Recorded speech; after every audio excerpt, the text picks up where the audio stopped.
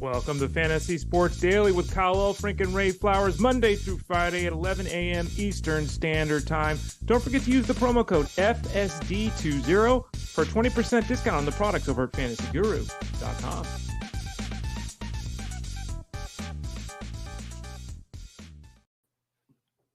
Welcome to Fantasy Sports Daily. I'm your host, Ray Flowers, doing something new and different here on the show. If you didn't see yesterday because you were out and about, didn't get a chance to listen or watch the show, Kyle Elfrink is no longer going to be with us daily. It's going to be me right now. We're talking about some things behind the scenes, and maybe we bring in the staff at fantasyguru.com on a more consistent basis. So don't worry about that. The show will continue. We'll have it every day, Monday through Friday at 11 o'clock Eastern Standard Time, and we'll continue to rock and roll for all of you listeners and viewers. Again, I'm Ray Flowers of fantasyguru.com. You can follow me at fantasyguru.com. You can follow me on the interwebs at the Ray Flowers, Instagram, Threads, Twitter X at the Ray Flowers there.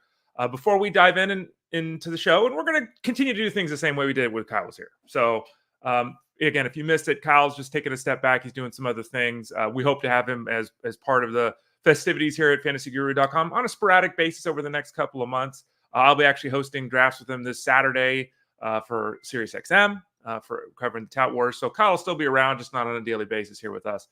Before we get into the show plan today, as we do every day in the show, let's bring it up on the screen right now. 20% off the products at fantasyguru.com. Use that promo code FSD20, FSD20.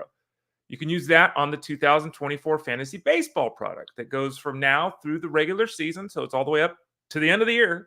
It's not just a preseason, all of it. You get the rankings, you get the articles, you get access to Discord. The rankings, by the way, are updated the first day of every month. So May 1st, June 1st, on and on throughout the regular season. All of that, use that promo code FSD20 for a 20% discount there. We've got the all-in package as well. We got a lot of packages going on right now, folks. This one includes, as you can see there on the screen, NHL, college basketball, PGA, MMA, racing, NHL, if I didn't mention that, all of those, all the DFS and wagering for all those sports in one package, so you can get that at the website. We have the franchise mode in fantasy football, and that deals with all the situations that we're seeing right now with free agency. We'll talk about some of those later in the show today.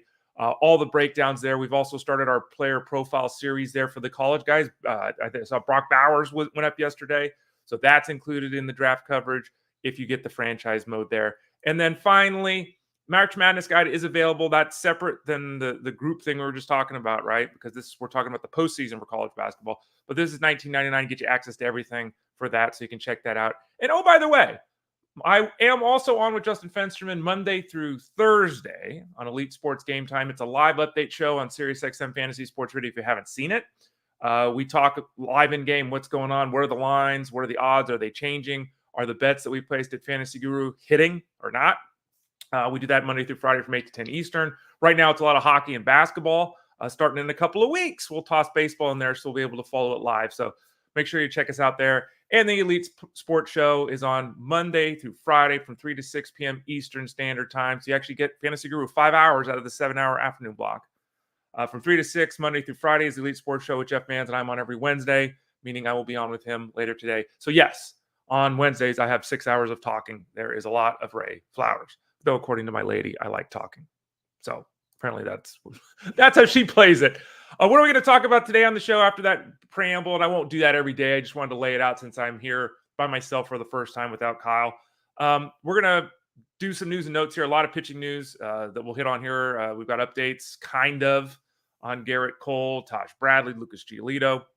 There's a big pitcher C still in the news, potentially getting traded. We're going to talk about the tiering model. I get a lot of questions. We're getting really close to drafting. People are drafting this weekend or next weekend in a lot of instances. So I wanted to talk more about what the tiering model is. I know we've hit on it previously, but I continue to get questions over in the Discord and wanted to kind of drill down, spend some real time talking about that here without Kyle in the way. We've got my FSGA draft. We can go over that team a little bit depending upon how the clock works. So that's a potential option for us as well. We're going to talk a little bit about the San Diego Padres. We're continuing our team previews. We're not going to stop that because Kyle's gone. He started it. We're going to finish it, go through all the teams. So today we're up to the Padres. And then, as I noted, we're going to talk a little bit about relief pitchers that are, because again, that's another theme, relief pitchers that are disappointed before we get into the NFL news. Okay, So let's get going here on the show. Let me get rid of this sucker. This is going to be a little bit of a learning curve myself because normally I do this while Kyle is talking. Now I have to handle all the video stuff and talk. Hopefully you'll put up with me a little bit while I get up to speed with that. Okay, news and notes. Gerrit Cole just saw a few minutes before we started the show today. And again, this show's can be found in multiple locations. You can find it on the website at Elite Plus. You go to the Elite Plus tab at the top, and then you click on Fantasy Sports Daily, and we just new and improved. If you haven't seen it, it was updated the last couple days. So it's really sharp, really sleek.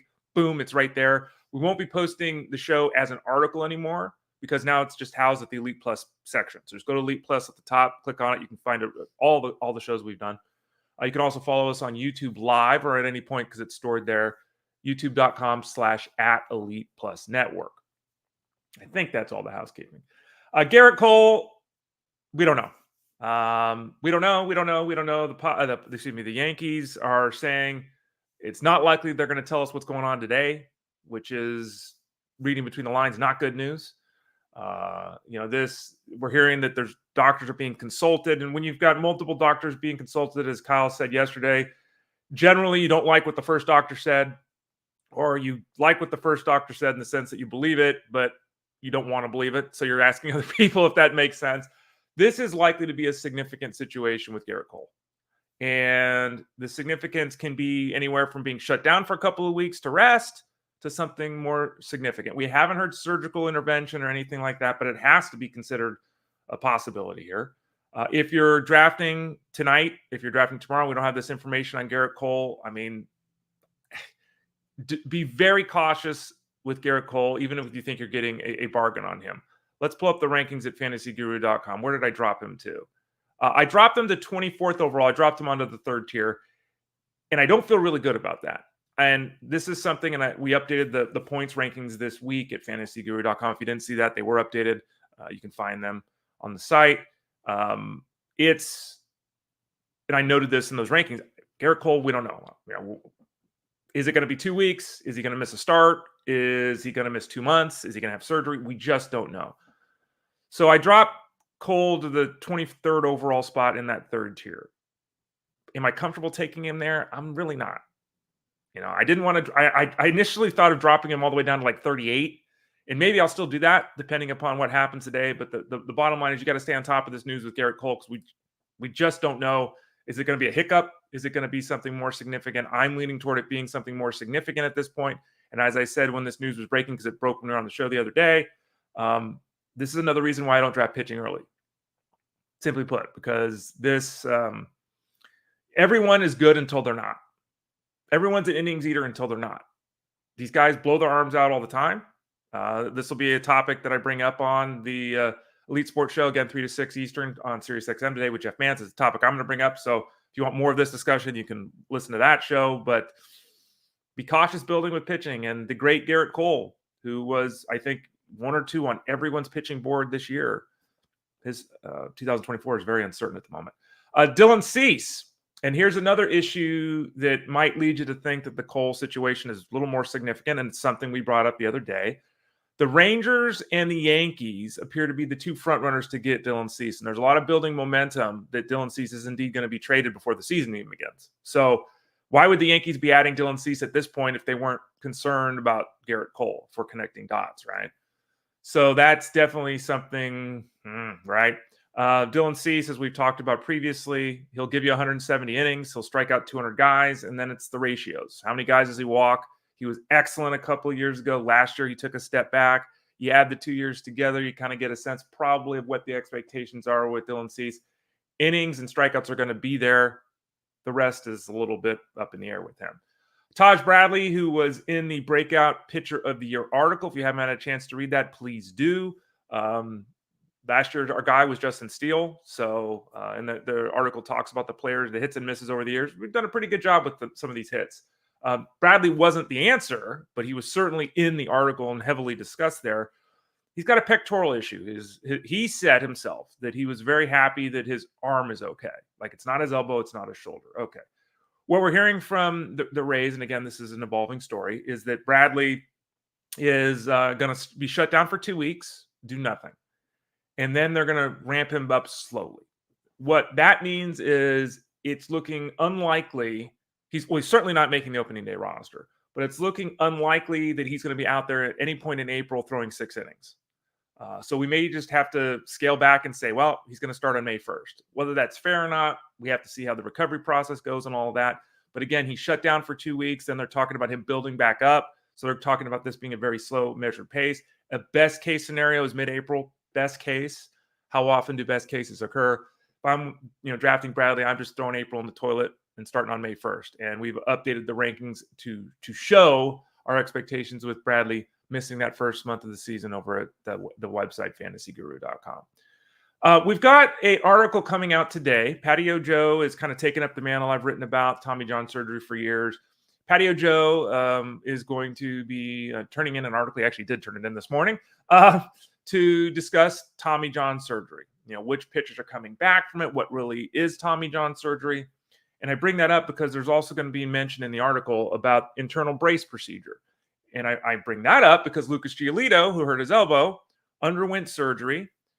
They said at the time prior to the surgery that, we're going to do surgery on his elbow and we'll kind of see. We don't really know what we're going to find for certain, so we don't know which procedure we're going to do.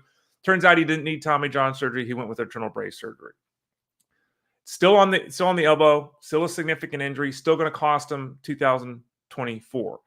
Now, the internal brace operation differs from Tommy John surgery for a couple of reasons. One, the recovery time is usually 6 to 9 months instead of the 12 months we have with Tommy John, so you can get back quicker. So the expectation with Giolito now is that he'll have a normal offseason and then he'll be ready to go, day one next season. So it's good news from him long term.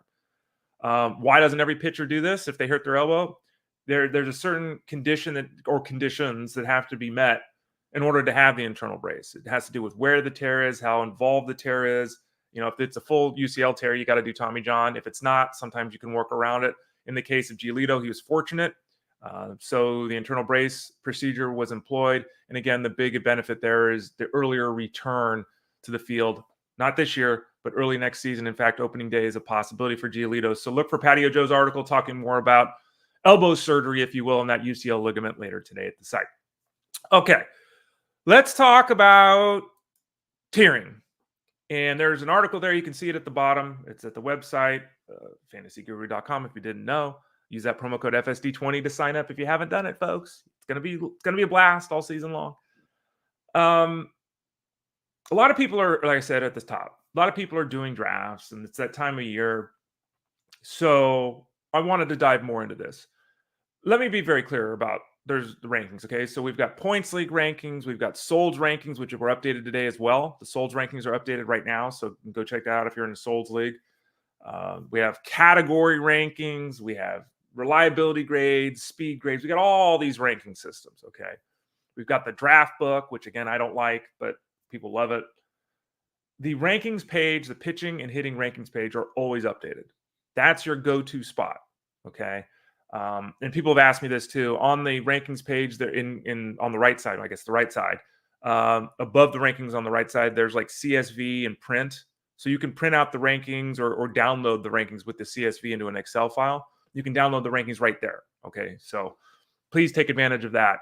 They're always updated. Okay. The other ones might have been updated a week ago, 2 weeks ago, a month ago, so use the rankings page. A lot of people are, okay, let me try to say this out. There's an article about this too. There's no top 200 list, top 250 list, top 300 list, top 350 list. If you want to draft that way, just draft off ADP. Why? A overall rankings list or an ADP list has no context. You might have your second baseman already, and the rankings list might say to you, well, the best player, I know you got Bryson Stott, but the best guy left is Zach Galoff. Are you going to take Zach Galoff? Well, if you have a middle infield spot, maybe, sure. What if you don't have a middle infield spot? You take Zach Galoff and put him in the UT spot? Again, maybe, but is that the best fit? You already got Bryson Stott. Maybe your rankings list says the best players left is Esteury Ruiz. Well, you got Ronald Acuna with the first pick, and then you took Radio Arena. Then you took Cedric Mullins. Do you need Esteury Ruiz with all those stolen bases? No. So the overall rankings or ADP list can be misleading because there's no context. That's the advantage of the tiering model. The tiering model gives you that context. I think that in overall rankings lists and an ADP list, you can have a false sense of security in some respects. You can also be misled in other respects. And by that, I mean we can have a scenario where we end up overvaluing a position, undervaluing a position, overdrafting a category, underdrafting a category. I've seen so many people do drafts. Ray, what do you think of my team over the years?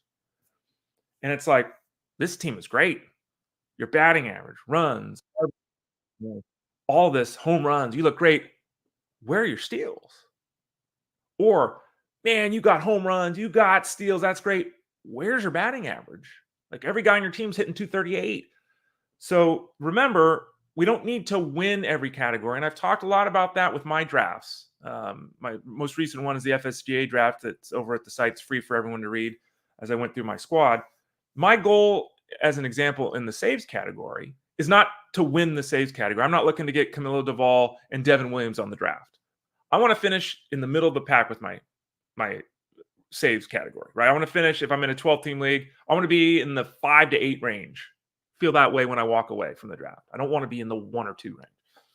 So you don't have to win every category, but you have to do well. Like if you finish in last place, if you punt a category or a category where you're 11th out of 12 teams, it makes it really tough to cash. You can still do it, absolutely, but it makes it difficult. So you want to build a well-rounded team. When you're using those overall and rankings lists and the ADP list, you're not necessarily, it can work out that way, but you're not necessarily building an overall team. So that's the general foundation. Let's dive into this a little bit more. What actually is the tiering model? And if you go to the rankings at fantasyguru.com, you'll see 2 things there. One on the left side, I always get these backwards. The left side, because everything's mirrored. On the left side, you'll see the number, 1st tier, 2nd tier, 3rd tier, 4th tier. You'll also see them colored, dark green, light green, blue, yellow. So there's numbers and colors. So they're numbered and color coded. So it should be very easy and, again, straightforward for you to look at. We do that to accomplish what goal? As you can see there on the page. The tiering model says you don't need, and I'll use second base as an example just because I have the rankings up here. We have 3 guys on the 1st tier. If I want to go early at the second base position, I want one of these guys, right? That's my plan. And those guys are who? Those guys are Mookie Betts, Marcus Semien, Ozzie Albies. Every one of us would say, well, Ray, you've got Mookie Betts first. I want Mookie Betts. Absolutely. I want Mookie Betts first. But if my goal is to build up the middle at the second base position, according to the tiering model, I don't have to get Mookie Betts. If Mookie Betts goes, that's okay. I can still get Marcus Semien. If Marcus Semien goes, that's okay. I can still get Ozzie Albies. I want to get one of the players on that tier. So I'm not focused in the tiering model on player A or player B or player C. I'm focused on one of players A, B, or C. I know that's hard for people because a lot of people, you've got to get this guy. You get what I call vapor lock. You've got to get player A or player B. It's really not the way you want to be drafting.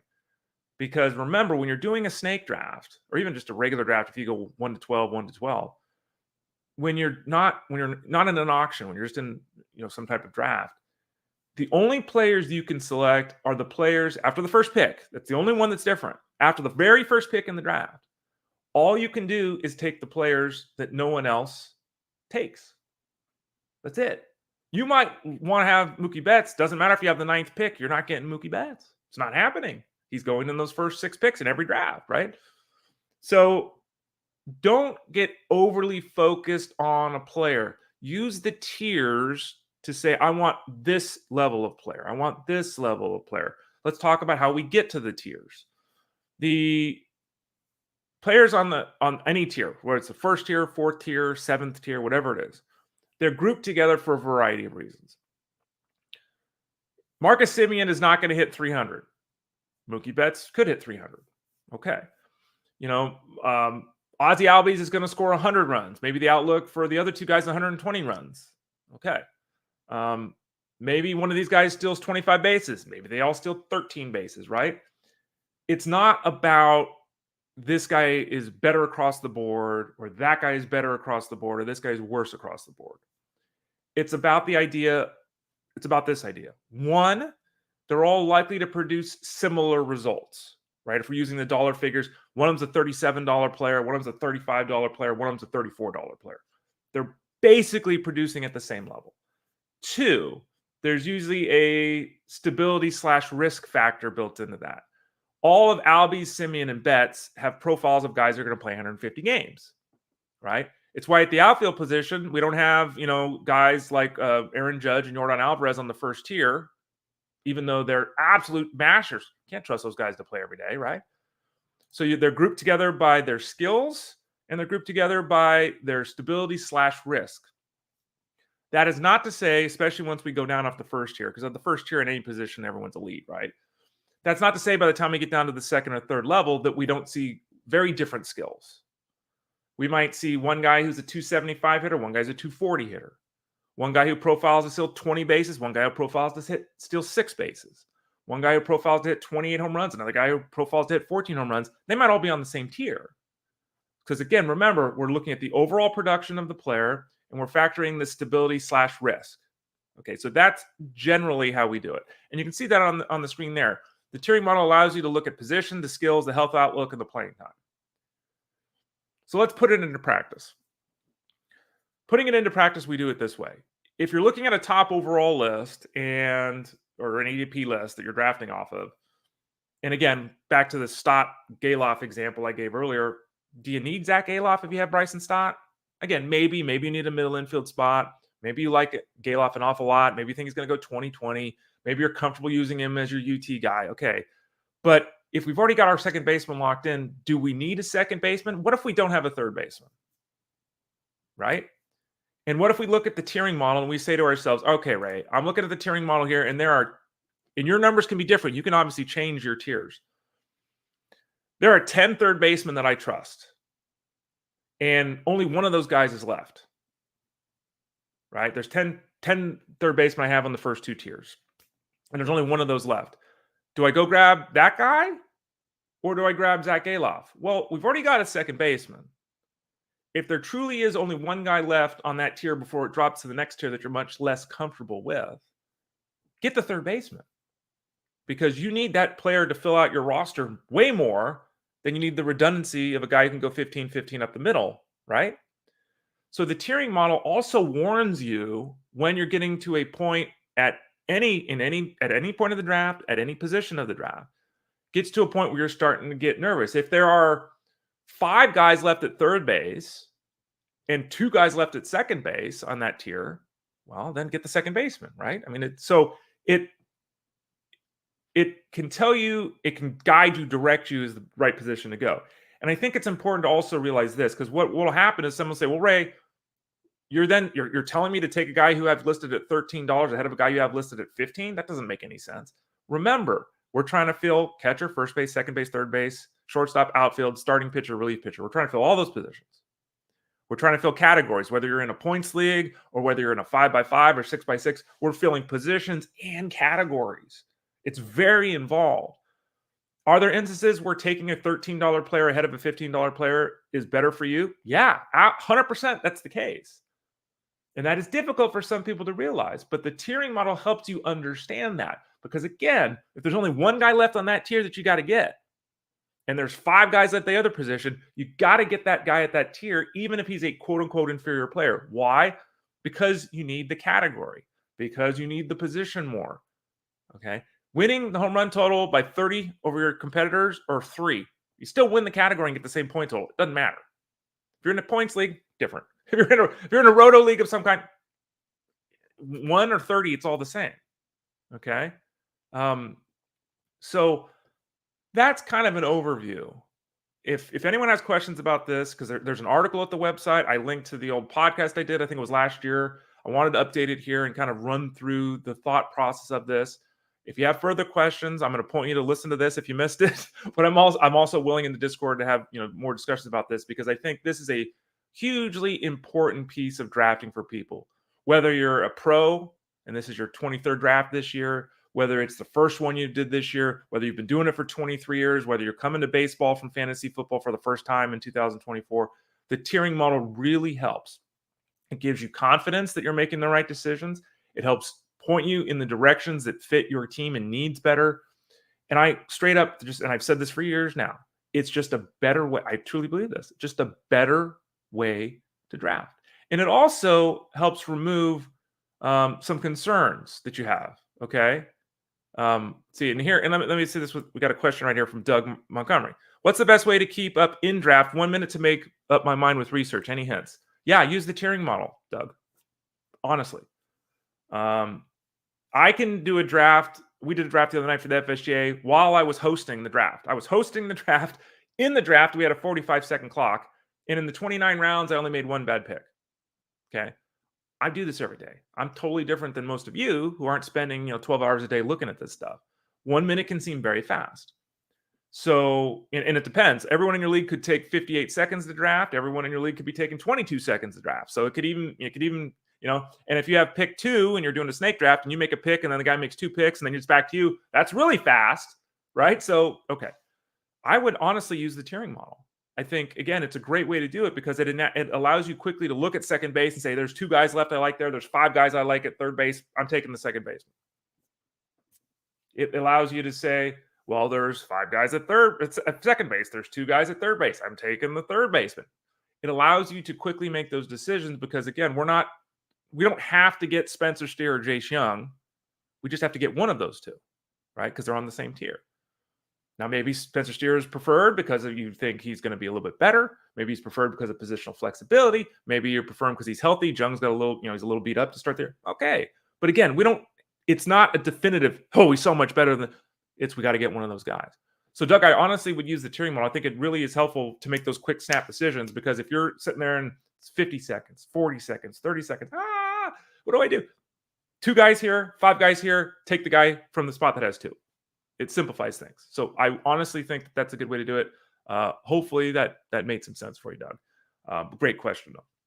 So that's kind of my overview. And again, read the article, rewatch this if you have to, and you can ask me any questions you might want over at the website, fantasyguru.com, in the Discord. Speaking of the draft I did the other day, I'll throw this up on the screen real quickly. This is the team. Again, there's a full write-up. It's free over at fantasyguru.com, my FSGA draft, 14-team mixed league. It was funny, as Kyle noted, during the broadcast, because he came on for the second half of the broadcast. I was there for the whole thing. He said, what the hell was Jorge Soler in the 12th round? And I was like, yeah, that's the one pick where I got caught on the clock because I was hosting the show, the draft as well as participating. And as I said in the write-up, and as you can see there, Jorge Soler is fine. Nothing wrong with that. But that was the one pick where I made it, and I was like, hopefully it's 28 home runs with 85 RBIs. It'll be fine. But it was a very uninspired pick. I thought the team turned out pretty well. The catcher position didn't get away from me, as I explained on the show. I think it was yesterday here. But it didn't. That was the one spot where it just didn't work. And I got sniped from Danny Jansen, and that I was really pissed off about that, to be fair, because I thought, all right, Campusano, Sanchez, Jansen, I'm good. Didn't work out that way. I'll have to look for a second catcher because I don't know. Gary Sanchez might hit 18 home runs, but he might have 223 at bats and hit 210, right? So that's not an answer. But the rest of the team is pretty good. I got the Cruz brothers on that squad, which I thought was very apropos tip of the cap to the guys on the cover of our draft guide this year at fantasyguru.com. Again, promo code FSD20. Got the Cruz brothers. Got Cody Bellinger. Those guys followed behind Shohei Ohtani, who is having a marvelous spring. It certainly looks like his elbow is okay. So I thought the team turned out really well. And I really like the pitching staff too. And this is, for those people that missed it, there are 3 articles at the site: early pitching, middle pitching, late pitching. We also talked about it here on the show, the 3 articles. And in the 3rd article, the late pitching, it lays all the teams from the 3 options next to each other. This is an example of the middle way. And I thought it turned out really well. Joe Ryan, Jesus Luzardo, Jose Barrios, Mitch Keller, all 4 of those guys should throw 170 innings with 170 strikeouts. Lance Lynn is not, an earth beater by any means. His ratios should be, let's say, league average. He should give me 150, 60 strikeouts. I thought he was a solid depth play. Kenta Maeda will be really good. It might be 24 starts. It might be 127 innings. His ratios should be really good, and he'll get a strikeout an inning. I don't have the closer other than Tanner Scott. As I mentioned, I'm not trying to win the saves category on the draft day. I'm just trying to finish middle of the pack. I think Tanner Scott is a 30 save guy waiting to happen. Hunter Harvey is a 15 save guy who could get to 30. He could take over the 9th inning for Kyle Finnegan there with the Nationals. I grabbed Jason Adam, who had double-digit saves last year. And he will again this year with potential for more because Pete Fairbanks is always injured. I took some shots there late on Max Scherzer. Max Scherzer in the 25th round with unlimited IL spots. Sign me up. Vaughn Grissom, Junior Caminero, Dylan Cruz. I went really young on the bench. The reason being it's a 14-team mixed league. When this, Grissom will be healthy and play second base for the Red Sox, but Caminero and Cruz are dart throws. I very easily can end up, moving away from one of them early. I do, as I noted in the article, have Walker Buehler and Max Scherzer headed to the injured list. So I'll have 2 roster spots to fill. So that makes me feel a little bit more comfortable with the youngsters. When Caminero and Cruz get called up, I mean, they're 35-40% of the budget gets spent on those kind of guys. So if I can hold on to them, and we'll see if I can, because injuries are injuries. And again, this is a 14-team mixer with a bunch of people that do this professionally. I'm not saying that you at home need to do this or that even you at home should be doing this, because there's very likely to be good players available late in your home leagues and everything like that. But in the league with the people that put out the product for a living, there was no one there to draft, right? It just wasn't, Mike Yastrzemski is not an answer. So that's how the team came together. For more, you can check it out over at the site, my rundown of the FSGA draft. Okay. I realized I didn't bring up. See, this is a thing here. Let me see if I can do this here. Relief pitchers. Ha! There it is. I did do it. Relief pitchers we're talking about today. Disappointments of 2023. Let's move on to that. It's a little unfair to call Edwin Diaz a failure because he was hurt. But, he was being drafted as an elite level closer in early drafts last year, and he hurt his knee, and we know the story there. But he was a disappointment. Again, not fair. He didn't pitch, but has to be on the list. Ryan Helsley was effective last year, but he didn't have the big saves total for the Cardinals. He shared more work, I guess, with Giovanni Gallegos than people anticipated. He didn't take that step because there wasn't the volume there. So this year, people are back in on Helsley. He's got a huge arm and hoping for that first 30-save season for the closer of the Cardinals. Scott Barlow, for those people that forgot, was the closer of the Royals when the season began last year. He was terrible last year. Did not live up to expectations. He's now a setup guy who's in the Solds article at fantasyguru.com that was just updated. He is obviously a setup man for the Guardians, probably a role he's better filled for, or suited for, I guess I should say. But he was a disappointment last year. Andres Munoz got hurt. Again, not fair, but Munoz, unlike Diaz, has a track record of having ill health. And then Jorge Lopez, who I thought was going to share the workload with Duran last year. Said all along Duran was better. Said all along I'd prefer Duran. But I thought it was going to be one of these, Jorge Lopez gets 15 saves, Duran gets 20 kind of thing. Didn't turn out that way. Lopez bombed. He was obviously a huge disappointment for me. And according to the ADP, where people were more or less in on him, though the ADP favored Duran as it should have. Duran, I say this all the time. How is Duran getting hit in spring? How do you throw 101 miles an hour with that movement and get hit? I've constantly thought, because I have Duran on my Dynasty League team, I've constantly thought he must tip his pitches. I never see it written about or discussed, but I don't know how anyone scores that guy's stuff. It's filthy, crazy good. So those are some of the disappointments of the relief pitcher position. I would say tomorrow we're going to talk about, some of the youngsters and all that. We're not going to do that. There's no Mason Miller. There you go. It might be Mason Miller with the Athletic. Young guys don't close. It rarely happens. If you're a closer in the minors, you're not generally a closer in the majors. It's very rare that a guy is groomed to be a closer in the minors, comes up to the majors and continues to save 25, 30 games. You're very rare. It's not usually how that position is handled. So looking at the youngsters at the closer position, kind of a waste of time. So that kind of wraps up, I think, the discussion of relievers. By the way, the next couple of days, and it was so funny, someone asked me in Discord at fantasyguru.com the other day, yesterday, I think, hey, Ray, you used to do top 50 rundowns of players. You going to do that again this year? Yeah, I'm doing that this year. I'm doing it tomorrow and Friday, actually. That was the plan all along when Kyle leaving, to do this show kind of as an intro to everything on Wednesday, and then Thursday and Friday to do the top 50. What is that if you're unfamiliar with it or don't remember? As my cat says, hello. Hello, Dexter. Yes, hello. We hear you. It's I pull up the ADP at the NFBC. I have no notes. I have no preconceived anything. I'm just going to open the ADP list and we're just going to talk. And I'll go through Thursday, the top 50 hitters, Friday, the top 50 pitchers, and it'll just be stream of consciousness. So we'll just have at it. So look forward to that the next couple of days. Okay, let's talk about the San Diego Padres. They're our team of the day today. And there you see Michael King, who what's Michael King's ADP? If you look at the ADP over at the NFBC, in the month of March, there are 100 plus drafts there. Michael King's got an ADP of 138. So that number started to rise a little bit. And as you see there, he's got one season in his big league career of 100 innings pitched. I guess major league career, I should say. 19 of his 115 appearances. That's not right. It's 19 starts. I did the graph wrong. Oh my gosh, Ray. If you're looking at the graph, I apologize. It's 19 of 150 appearances are in the rotation. He has been a bullpen arm. He's had 115 outings and thrown 247 innings. So disregard that. I mislabeled it. But it's 19 of 115 outings have been starts. And that's the real issue with King. He's dealt with some injuries. I think I think it was Steve Phillips the other day said, why did this guy wait till he was 29 to kind of figure it out? Which is a generally a fair take. We do see this happen. It happens somewhat, I'm going to say frequently is not the right word, but it happens more than occasionally with pitchers in particular. He really seemed to have locked things in the last 2 years. But last year was that first season of 100 innings at the big league level. Last year was the first season he made more than 6 starts in a season. As you can see there, the numbers as a starter were really good. The ratios were banging, 11 strikeouts per 9, barely 2 walks per 9 innings. That's terrific. A 1.14 whip, an unsustainable ERA, but still. The real question isn't, in my mind, is he going to be effective? I think he'll be effective. The real question with King is he going to be able to turn that 104 innings into 150 innings? It's not as important as it used to be because we talk about this all the time. Everyone gets hurt, and that's the nature of the beast anymore. So throwing 140 innings, everyone throws 140 innings. But you need to be 150 plus if you really want to start distancing yourself from the competition, if you will.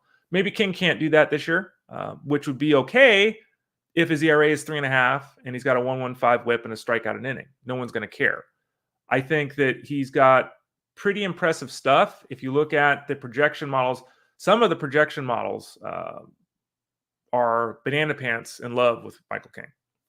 I mean, we're talking 180 strikeouts and 150 innings kind of stuff. So he's not to the level of some of the other hype guys like Cole Ragans or Tarek Skubal. He's another guy that's getting a lot of helium. Like the skills, I think he's in line to have his best season, which is not saying much because, again, it's all been relief work to this point. I think he is someone that should be a stabilizer of your ratios and give you about a strikeout an inning. The question with him is the workload. But overall, a lot to like there with Mr. King. Let's talk a little bit more about the Padres in particular. Xander Bogaerts, if you haven't heard, he's been a shortstop his entire career, obviously. He's being moved to second base, so he will pick up positional flexibility in season, whether that's 20 games or 10 or 5, whatever your league uses. He will pick up second base, which is really nice. There is an expectation that he might even hit leadoff this year for the club, which would put him in front of Tatis and Manny Machado. Don't know if that's a certainty at this point. He could still end up second or third, but that's kind of where we're prognosticating he'll end up. He had an uneven season last year for the Padres, did Xander Bogaerts. In the end, with a furious finish. In the end, he still hit 285 with 19 home runs and 19 steals. He was this close to going 2020, which would have been his first 2020 season, while hitting 285. Now, the 285 average is still a 6-year low, and he's not getting younger. He's now into his 30s. He is 31. He'll be 32 after the season's over, regular season. So he'll be playing this year at 31 years of age. He is really stable. He is very solid, and he's very likely to replicate what he did last year with the bat. Does he steal 19 bases again? I mean, the last time he had double-digit steals prior to last year was 2017. So let's say 10 to 12 steals versus 19 to 20 steals. It does change his outlook. I think some of that does end up being offset by the fact we're talking about a guy who, will qualify at second base as well, that dual position flexibility. I'm all in Xander Bogaerts. Not sexy, not expecting a repeat of the steals total, but at the cost, I'm totally fine with taking him. The next guy up is the bullpen. It's not one guy, it's 2 guys. Who's going to close for this team? The rankings at fantasyguru.com say Robert Suarez. I think most people think it's going to be Robert Suarez. That being said, Yuki Matsui was brought in this offseason. He's got a tremendous track record of success over the seas closing. Suarez is a righty. Matsui's a lefty. Maybe some of that. They also signed Woo Suk Go. They've got Eniel De Los Santos, Wandy Peralta. They have a pretty solid bullpen, do the Padres. But I think that it will be Suarez over Matsui. Now, Is that the scenario I talked about earlier with the Twins? Is that 20 for Suarez and 15 for Matsui? Does one of those two run away with the job? Is it lefty-righty mix and match? Suarez is 33 years old. He's never been a closer at the big league level. One of the biggest traits of being a closer is you've actually closed before. It's just the way it is, right? We talked about the fact that, guys aren't really groomed for this role. Suarez, who is how old Suarez? Suarez, 33 years old. Happy birthday 2 weeks ago. He's 33 years old, and he has one save in his professional career in the bigs.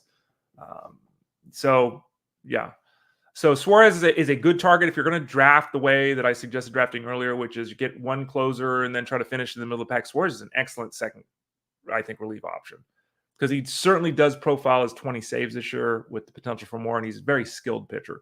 But there is uncertainty with how the Padres are going to handle the spot.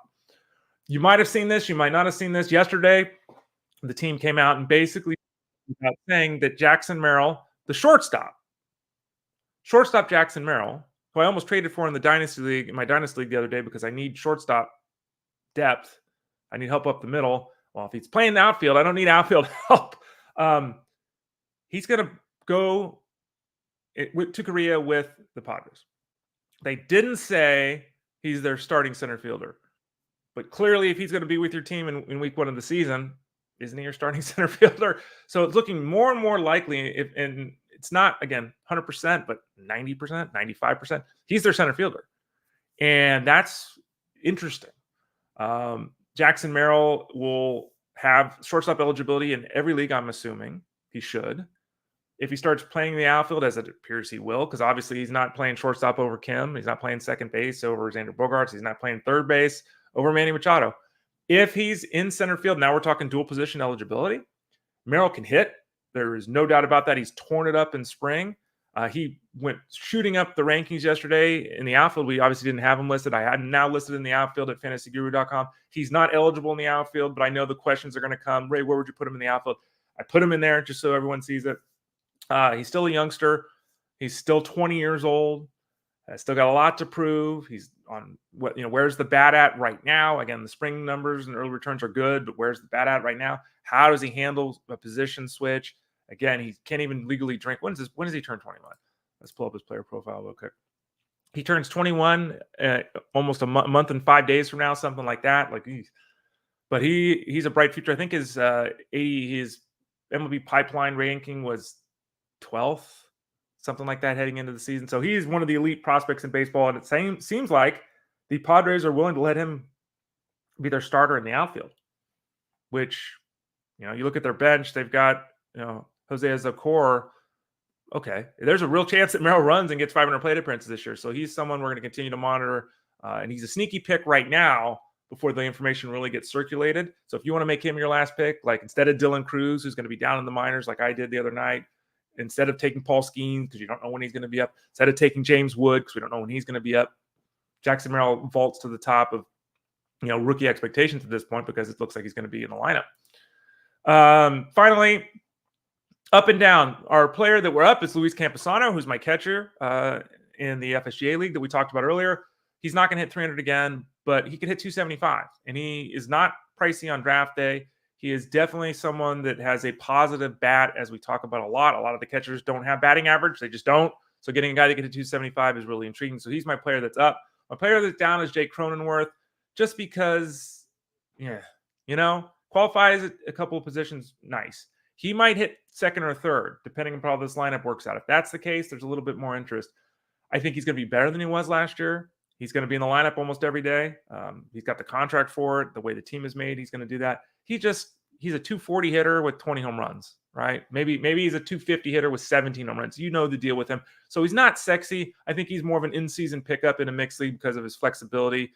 He's more of that kind of guy than someone you should be drafting in the majority of mixed leagues.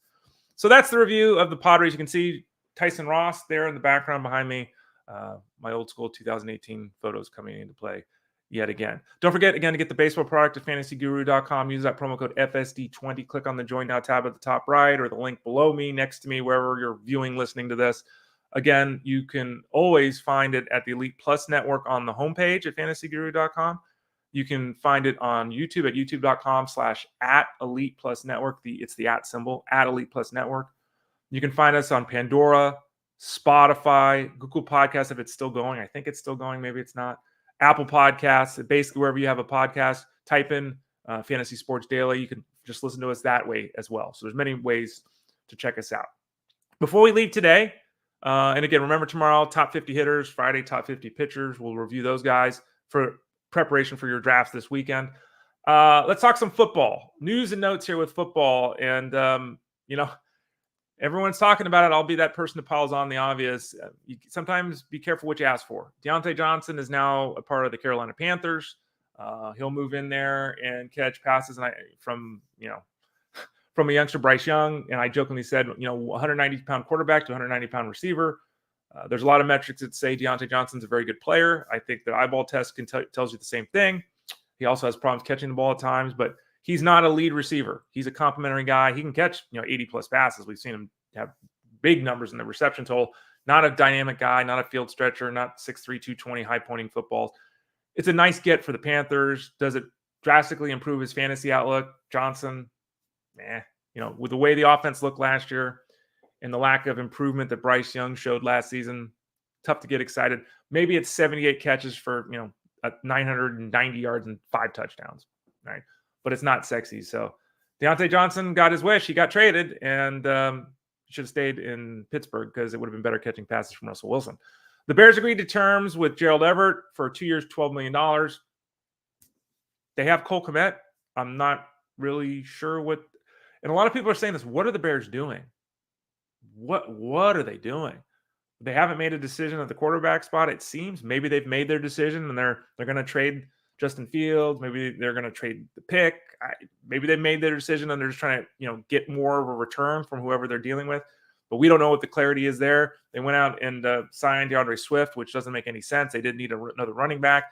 They went out and brought in Gerald Everett, a pass-catching tight end, when they already have Cole Kmet, who's a pass-catching tight end. I don't know what they're doing. Dings, obviously, Everett's fantasy outlook, and it dinged Cole Kmet's outlook, too. The Giants agreed to terms with Drew Lock on a 1-year contract. He'll be the backup quarterback to Daniel Jones. Daniel Jones coming back from injury. There are some reports that there might be some, shenanigans going on with the Giants where they might try to move on from Daniel Jones, even though he signed that huge contract extension. It seems like Lock will be the backup. The Eagles agreed to bring in Devontae Parker on a 1-year, $4.9 million contract. My buddy Jeff Mans on the Elite Sports Show, again, 3 to 6 Monday through Friday on Sirius XM Fantasy Sports Radio, including Wednesdays with me. I'll be on there in a couple hours. Jeff said on the show yesterday, why? And to answer you, Jeff, you didn't ask me, but to answer your question, I don't know. But anyway, a depth signing for the Eagles at the wide receiver spot. The Buccaneers agreed to terms with Levante David on a 1-year, $10 million deal to keep the guy with the team. Great move by the Bucs there. The Steelers have agreed, and this is interesting. Patrick Queen goes from the Ravens to the Steelers, division-on-division rival, right? He's signed a 3-year deal with the Steelers. He'll now take over the middle of the field in the linebacking core for the Steelers. I have Queen on my Dynasty League team. I'm not upset with this trade at all. He'll take over the lead of the Steelers' backfield and continue to be a tackle machine. And then finally, an interesting note. We talked yesterday on the show, Kyle and I, about why 3 years, $39 million for Gabe Davis for the Jaguars. The Jaguars say they still want to bring back Calvin Ridley. I don't know how financially that makes any sense, but they're saying it. The Patriots, according to Adam Schefter, are really trying to bring in Calvin Ridley. Calvin's going to have to make a decision, right? Does he want to get the most money?